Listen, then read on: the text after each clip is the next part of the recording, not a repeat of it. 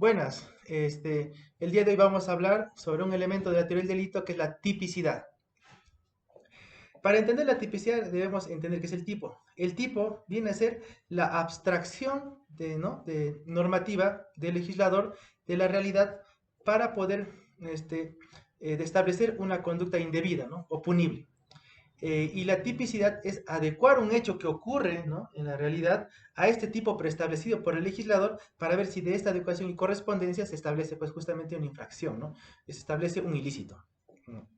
Es importante entender que dentro de esto no podemos hablar de una adecuación social. ¿Qué es una adecuación social? Es, por ejemplo, cuando dos boxeadores se pelean y alguien quiere decir que hay lesiones, ¿no? Daño por lesiones. No es cierto, porque la adecuación no está en base a nuestra interpretación o de muchas personas, sino a lo que dice el tipo penal, es decir, lo que establece, ¿no?, la propia ley.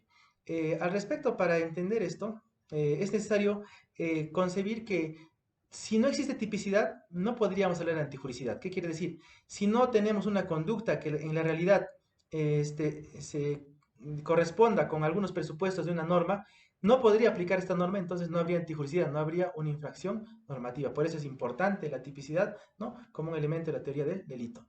Ahora, también es importante entender los elementos del tipo ¿no?, para poder entender la tipicidad. Dentro de los elementos del tipo tenemos, por ejemplo, los elementos subjetivos. Son aquellos elementos dentro de la psiquis de la persona, de la propia psicología, de los cuales podemos establecer si había, por ejemplo, dolo o culpa, ¿no?, de acuerdo a la intención de la persona, ¿no? También podemos hablar de los elementos objetivos, que son aquellos tipos, ¿no?, tipos penales que están en la parte especial del Código Penal, que parten de ciertos presupuestos de los hechos o los resultados para poder empezar a establecer, ¿no?, la conducta, ¿no?, criminal y no la responsabilidad. También tenemos elementos normativos, son aquellos aspectos que estableció el legislador en la norma que debe tener en cuenta el juez para su accionar. Por ejemplo, si hablamos de falsificación de documentos, la palabra documento en la norma y que sea falso será evaluado justamente por el juez para que pueda justamente en la realidad ver si el documento corresponde con esa calidad, ¿no?, condición. También tenemos los elementos constitutivos. ¿Qué son los elementos constitutivos? Son aquellos, por ejemplo, elementos como los sujetos, ¿no?, activo y pasivo, ¿no?, quien realiza la acción y en quien recae la acción, como en el delito de homicidio, ¿no?, cuando el que hace es el que mata y el que pierde la vida es el sujeto pasivo. Tenemos también los objetos materiales y jurídicos. Los materiales son aquellos en los que recae la acción. Puede ser, por ejemplo, una persona, un objeto. En el caso de hurto es un objeto, un patrimonio, y en el caso de asesinato, una persona. Y también tenemos los objetos jurídicos, ¿no?, que son, por ejemplo, el bien jurídico afectado, ¿no?, la vida, el patrimonio, lo que fuese. Tenemos la conducta o la acción como tal. Entonces, dentro de los objetos, de los elementos ¿no?, del tipo, tenemos los objetivos, y dentro de estos elementos tenemos el tipo penal, ¿no? Y los tipos penales podemos establecerlos de muchas formas, ¿no? Entonces, la doctrina estableció varios tipos, nuestra jurisprudencia también. Tenemos, por ejemplo, los tipos abiertos, cerrados y en blanco, ¿no? Los abiertos son aquellos tipos, ¿no?, que no requieren más interpretación del juez, es decir, taxativamente la norma indica, ¿no?, lo que es ilegal, ilícito, pero en cambio en los cerrados el juez, por ejemplo, requiere ir a otra fuente, por ejemplo, jurisprudencia, doctrina, para poder establecer el tipo, ¿no? En cambio, en blanco se requiere leyes extrapenales, ¿no? Por ejemplo, un delito, por ejemplo, de una transferencia financiera indebida, no autorizada. Entonces, ¿qué tiene que ir la norma? Tiene que ayudarse, digamos, de un tema administrativo, ¿no? De una infracción administrativa, demostrar que el funcionario ha actuado, por ejemplo, sin autorización. Y esa infracción normativa, ¿no?, administrativa, va a ser un sustento para poder establecer adecuadamente el tipo, ¿no?, en un delito de transferencia financiera indebida, ¿no? También tenemos, por ejemplo, los de mero resultado, ¿no?, y de mera acción, ¿no? Por ejemplo, los de resultado, por ejemplo, son aquellos delitos que requieren que haya una consecuencia. Por ejemplo, si alguien golpea a alguien y quiere denunciarlo por lesiones, debe demostrar a esta persona que ha sido afectada en su integridad física, ¿no?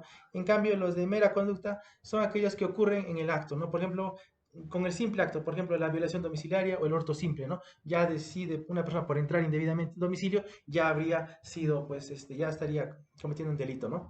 También tenemos aquellos delitos de comisión instantánea, no permanente y de Estado, ¿no? Los delitos de comisión instantánea permanente son aquellos que pueden cesar con una acción, ¿no? Por ejemplo, lavado de activos, por ejemplo, la receptación, ¿no? En cambio, aquellos instantáneos de Estado son aquellos que ya son irreversibles, como un asesinato, ¿no? Ya no se puede parar el acto, ya terminó, ya no se puede hacer nada. En eso también, en este caso, tenemos por ejemplo, los delitos pluriofensivos, ¿no? Y uniofensivos, ¿no? O mono, ¿no? Sería solo afectan, por ejemplo, a un solo bien jurídico, ¿no? Uniofensivos, ¿no? Por ejemplo, se puede hablar del asesinato en la vida, ¿no? Pluriofensivos, por ejemplo, son aquellos, por ejemplo, que es un secuestro, extorsión, por ejemplo, ¿no? Está afectando tanto la libertad al secuestro y la extorsión al patrimonio, porque esta persona está buscando una, una ventaja, ¿no? Económica, ¿no? Está buscando afectar el patrimonio de la persona, ¿no? Hay, por ejemplo, delitos de varias acciones y una acción, ¿no? Por ejemplo, varias acciones, por ejemplo, sería, o varios actos, por ejemplo, la violación, ¿no? Porque requiere una coacción, un forcejeo, por ejemplo, ¿no? Bueno, en el caso que hubiera coacción, ¿no? Pero puede ser, por ejemplo, un forcejeo, ¿no? Puede haber también luego un yacimiento, ¿no? Se requiere varios actos, ¿no? Entonces, los tipos tienen muchas formas, ¿no? Pueden ser así como le explicamos, pueden ser de un acto o varios actos, ¿no? Tenemos también los monosubjetivos y los plurisubjetivos, ¿no? Es decir, cuando participa una persona o varias personas, ¿no? Entonces tenemos también los delitos especiales y los delitos comunes, ¿no? Los delitos especiales son aquellos que requieren que la persona tenga una condición especial, como por ejemplo una corrupción de funcionarios, ¿no? Entonces uno de ellos o las personas requieren ser funcionarios del Estado, por ejemplo. Por ejemplo, comunes es el asesinato, ¿no? Una persona cualquiera puede matar a otra. Y los de mano propia es aquellos que requieren que la persona pues, cometa directamente el hecho. Para terminar, quisiera hablar del delito de receptación, ¿no? Para hablar de jurisprudencia, ¿no? Acorde la resolución, ¿no? De 122-2016 de la Corte Suprema de la Sala Permanente de Lima, el delito de receptación es de comisión instantánea, ¿no? Se entiende permanente porque requiere que pase algo para que cese este delito, ¿no? Como por ejemplo que el bien se devuelva, ¿no? al sujeto pasivo afectado, ¿no? También, acorde a la casación 186-2017 Ucayali, se debe establecer ciertos elementos, como por ejemplo, un elemento cognoscitivo, es decir, el que comete la receptación debe tener un conocimiento de que está haciendo o cometiendo una infracción normativa, ¿no? También tenemos un elemento negativo que se refiere a que él no puede haber participado en el delito, ¿no? Previo, por el cual se obtuvo ilegalmente el bien. ¿No? O que ocasiona la afectación patrimonial al sujeto pasivo, ¿no? Y también hay un elemento comisivo no alternativo, es decir, esta persona si bien no participó en el delito inicial, ayuda, coadyuva a que se obtenga una ventaja patrimonial del bien al ilegalmente recibirlo, guardarlo o ocultarlo, ¿no? Espero que haya sido esta sesión interesante para poder entender este elemento de delito que es la tipicidad. Muchas gracias.